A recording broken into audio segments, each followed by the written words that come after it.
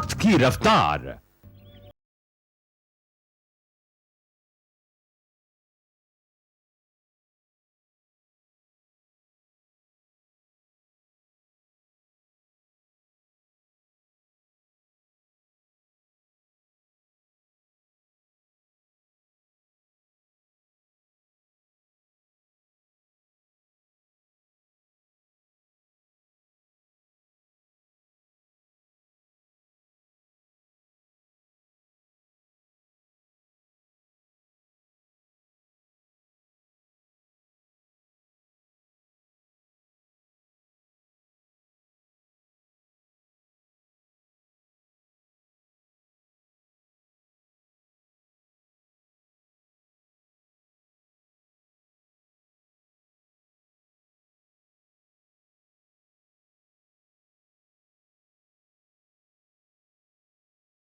अपनी जिम्मेदारी कैसे निभाते हैं?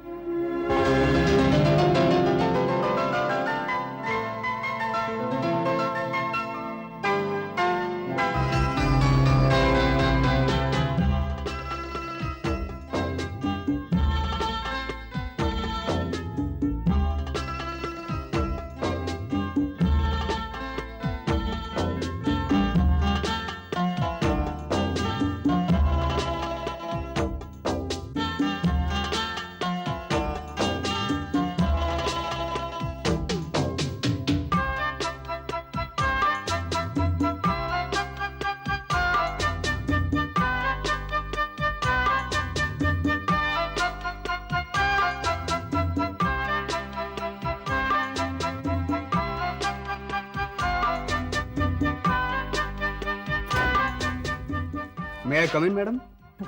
Yeah, please come in. Madam आपके लिए ये बुके आए हैं। हाँ, बड़े खूबसूरत फूल हैं। जी। अच्छा भालेराव, इस कमरे की इंटीरियर बदलनी है, एस्टिमेट निकाल के लाइए। जी मैं अभी लेकर आता हूँ।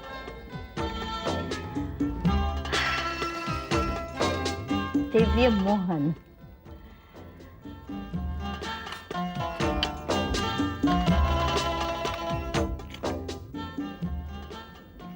डीएम साहब, अभी अभी आपके फूल मिले, बहुत खूबसूरत है। Thanks a lot. मैं फुर्सत में बात करूंगी आपसे। बाय।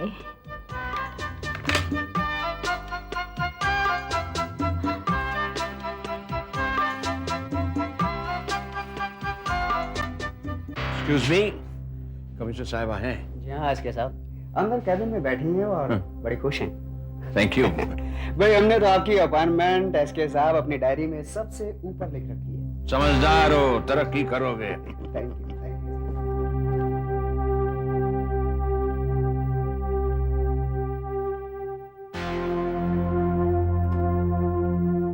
गुड मॉर्निंग कमिश्नर साहिबा।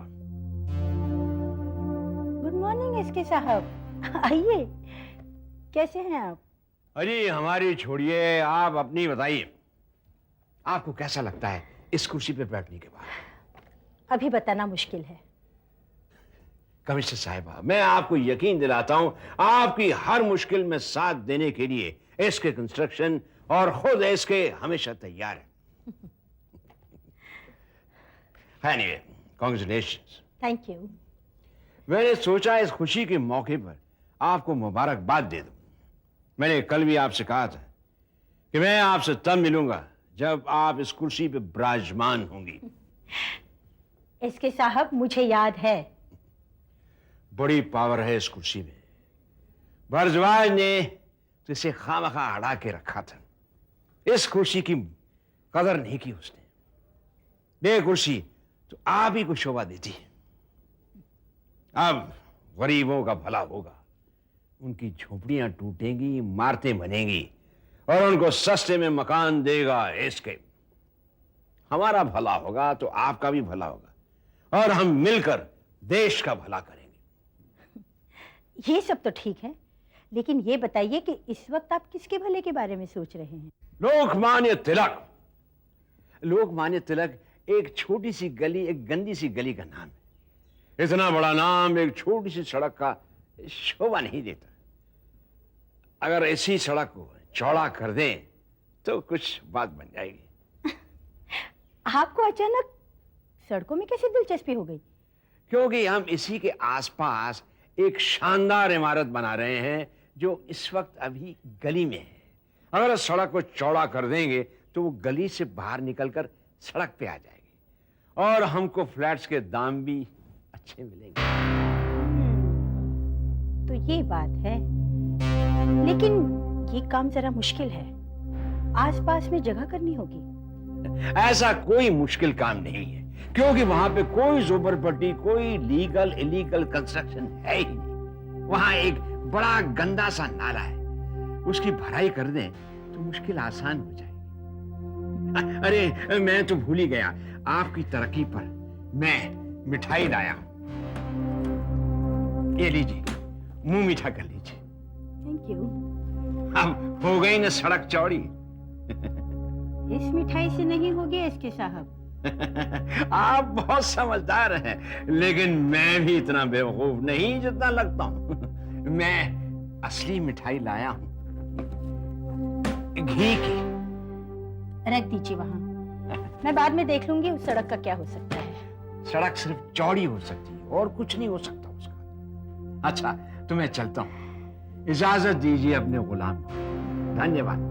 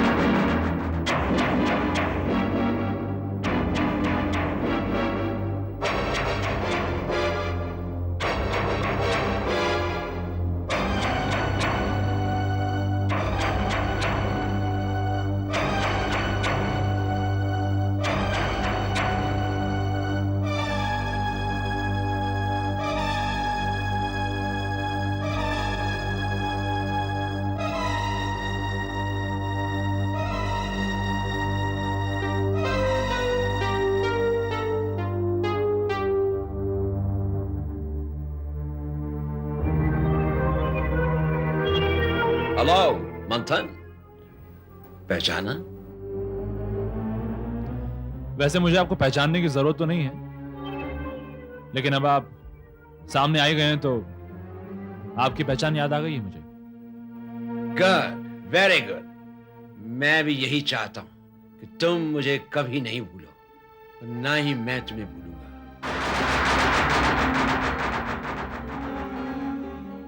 एक पुराना हिसाब किताब बाकी है। वैसे तुम यहां क्या कर रहे हो? कुछ काम से आया हूं। चलो।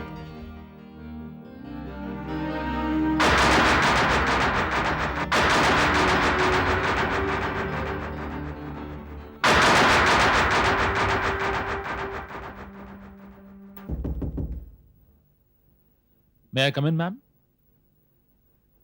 गुड मॉर्निंग मैम, मेरा नाम मंथन महादेवी पंडित है और ये मेरी कलीग मानसी हैं।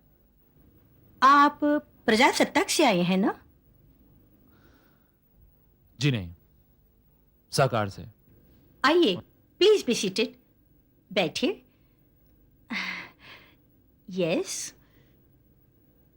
मैडम, हम आपका इंटरव्यू करना चाहते हैं। ठीक है। वैसे ये अपॉइंटमेंट एक रूटीन है। एक अफसर रिटायर हुआ और उसकी जगह दूसरा अफसर आ गया, बस दैट्स इट। और कोई खास बात नहीं है इसमें। भारद्वाज जी के काम के बारे में आपके क्या ख्याल है? ग्रेट, वो एक महान इंसान है। उनकी जगह पर आकर क्या आप उनके काम की महानता की विरासत को आगे बढ़ा पाएंगे? देखिए, हर किसी का अपना तरीका होता है काम करने का। हर कोई अपने काम से जाना जाता है। जैसे वो कुछ कर गए, मैं भी कुछ कर जाऊंगी।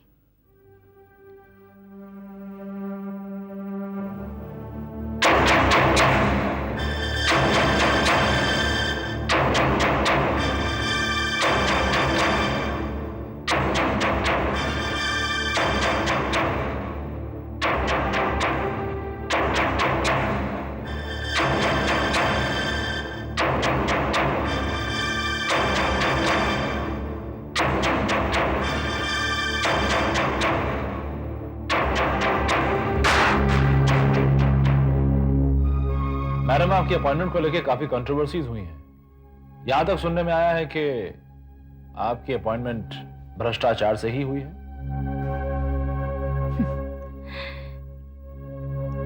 कहने को तो बहुत कुछ कहा जा सकता है। किसी की तरक्की होती है तो इस तरह की चर्चा होती है। लोग तो बातें करते ही हैं।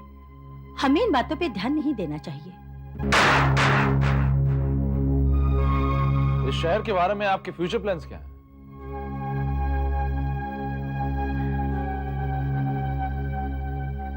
मैं इस शहर की शक्ल बदल दूंगी। Excuse me madam. आओ, अंदर आओ।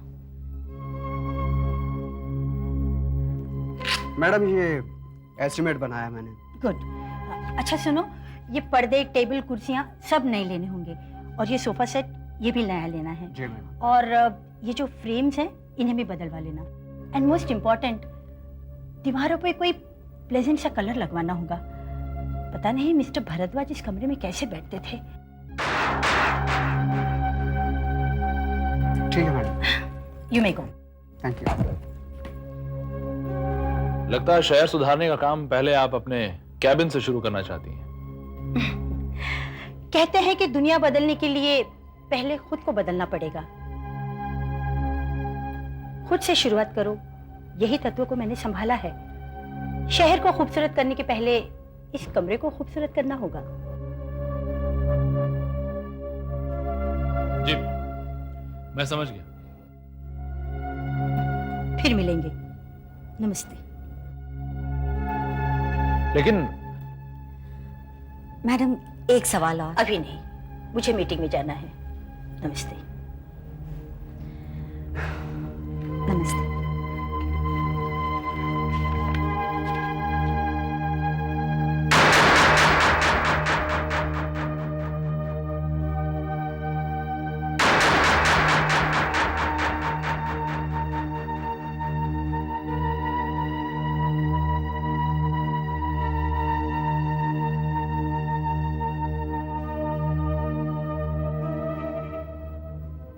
क्या ख्याल है तुम्हारा इस नई ऑफिसर के बारे में? इतनी जल्दी किसी के बारे में राय थोड़ी बनाई जा सकती है। मानसी, कुछ चीजें एकदम साफ होती हैं, नजर आती हैं। अगर तुमने ध्यान से देखा हो तो उनके कैबिन में डीएम का एक बुके पड़ा हुआ था। भारद्वाज जी की इस पोस्ट के लिए एक्चुअली 2 ऑफिसर्स के नाम सेलेक्ट हुए थे और तीसरा इनका मतलब सेलेक्ट नहीं हुआ था, करवाया गया था। जो पहले 2 ऑफिसर्स थे उनमें से एक ऑफिसर को प्रमोशन देके यहां पे ट्रांसफर करने वाले थे, लेकिन उनका ट्रांसफर ऑर्डर ही कैंसिल कर दिया। मगर कोई कुछ बोला नहीं? किसी ने आवाज नहीं उठाई? उन्होंने कहा आवाज उठाई, लेकिन उनसे यह कहा गया कि वो सरकारी सेवा में है, सरकार उनकी सेवा में नहीं है, इसलिए सवाल पूछना मना है। और वो जो दूसरा ऑफिसर था वो बहुत दिलेर निकले। उन्होंने कहा मुझे आरक्षित कोटे के बेसिस पे क्यों सेलेक्ट कर रहे हैं? मैं एक काबिल इंसान हूं, इतना एक्सपीरियंस है मेरा, आप मुझे उस बेसिस पे सेलेक्ट कीजिए। तो लोगों ने उनकी बात मान ली और उन्हें प्रमोशन मिल गया, लेकिन उनका ट्रांसफर किसी और शहर में कर दिया गया। और इस तरह मैडम अश्विनी का रास्ता साफ हो गया, है ना? साफ हो नहीं गया, साफ करवाया गया। ये सब राजनीतिक दबाव में हो रहा है, और ये दबाव डीएम का दबाव है। डीएम की अब भी इतनी पावर है? और जो लोग सरकार में हैं, क्या उन पर भी डीएम का प्रभाव है? देखो मानसी, एक्चुअली हमें ऊपर से ऐसा लगता है कि जो सरकार में है और जो सरकार में नहीं है, इन लोगों का आपस में अलगाव है, लेकिन ऐसा नहीं है। ये सब एक दूसरे को सपोर्ट करते हैं, एक दूसरे की बातें मानते हैं। जैसे कि एक आदमी पानी में है तो दूसरा किनारे पर, कल वही किनारे वाला पानी में होगा और पानी वाला किनारे पे। You know, they all support each other. इसका मतलब डीएम अब भी बहुत खतरनाक है। पता नहीं ये जंग कब खत्म होगी। तो फिर इस अश्विनी माथुर के बारे में क्या सोचा है? छापना है इसका इंटरव्यू?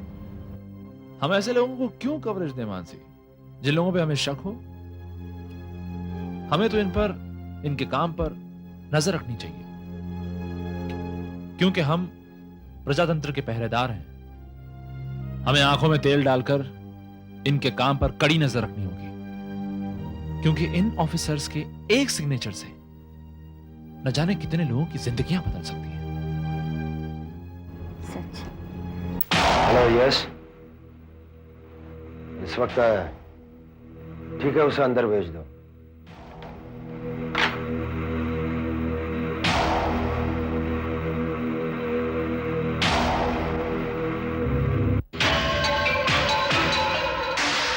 गुड मॉर्निंग साहब जी।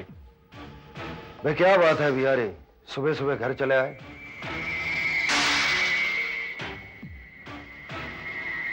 और ये क्या, सब खैरियत तो है? साहब जी मैं कल काम पर नहीं आया था। अच्छा, वो बताने के लिए आज आए हो? नहीं साहब जी,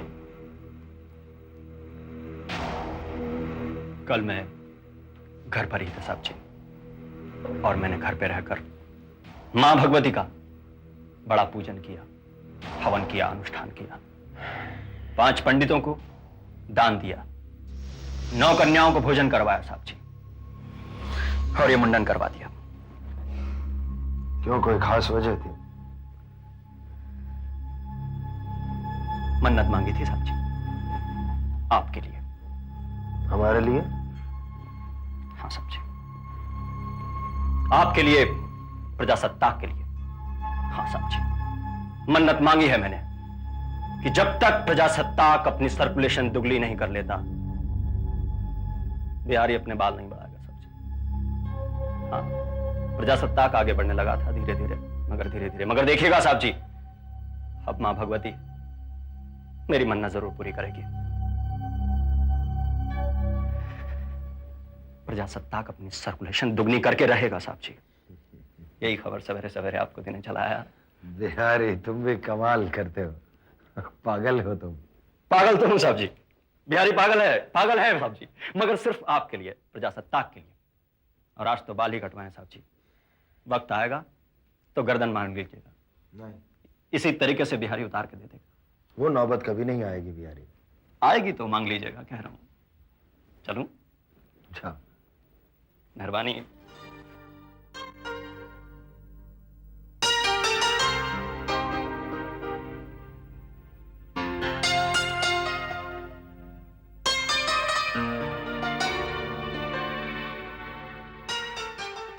ये बिहारी था ना? हाँ बिहारी ही था। पागल आदमी है, उसने प्रजासत्ताक के लिए मुंडन करवा लिया। पागल नहीं, वफादार है। पता है आज की सबसे बड़ी खुशखबरी क्या है? क्या है?